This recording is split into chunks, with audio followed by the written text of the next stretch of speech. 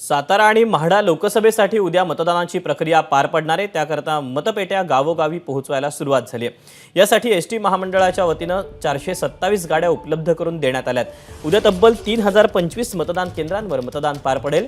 Satara MIDC परिसरात मतपेटीचं वाटप करतानाचा आढावा आमच्या प्रतिनिधीने घेतलेला पाहूया।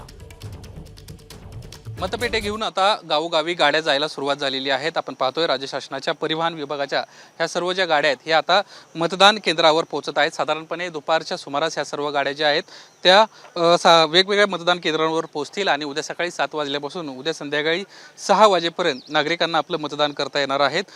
राज्य परिवहन विभागाच्या वतीने गाड्यांची व्यवस्था करण्यात आल्याचं आपल्याला पाहायला मिळतंय। साधारणपणे लोकसभा निवडणुकीसाठी 427 एसटींची व्यवस्था जी आहे ती करण्यात आलेली आहे।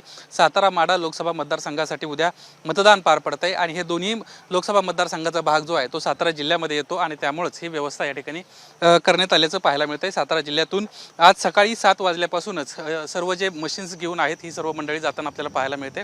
यामध्ये साधारणपणे 3025 मतदान केंद्रांवर मतदान होणार आहे। यासाठी विविध शासकीय विभागाचे कर्मचारी निवडणूक कामावर आहेत आणि सर्व मंडळी सोमवारी सकाळी साताऱ्यातून मतदान यंत्रणा घेऊन म्हणजे आज सकाळपासूनच ही यंत्रणा घेऊन ही सर्व मंडळी निघाल्याचं आपल्याला पाहायला मिळतात। अनेक मोठमोठ्या गाड्या ज्या आहेत त्या दाखल होत्या। एसटी महामंडळाच्या वतीनं सातारा, कराड, फलटण, मेढा, पारगाव, खंडाळा, दहिवडी, वडूज, पाटण, कोरेगाव, वाई, महाबळेश्वर, आगार या ठिकाणाहून ही व्यवस्था करण्यात आली आहे। आणि आता ह्या साताऱ्यातल्या MIDC परिसरामध्ये जे वखार महामंडळाचं गोडाऊन आहे त्या गोडाऊनमधूनच हे सर्व मंडळी गेल्याचं आपल्याला पाहायला मिळतंय।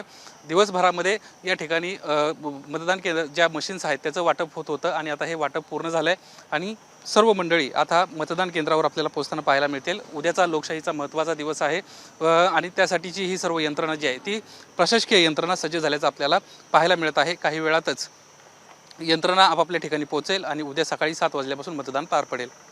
कॅमेरामन अरविंद वारगेसह निलेश बुधावले, ABP माझा, सातारा। ABP माझा, उघडा डोळे बघा नीट।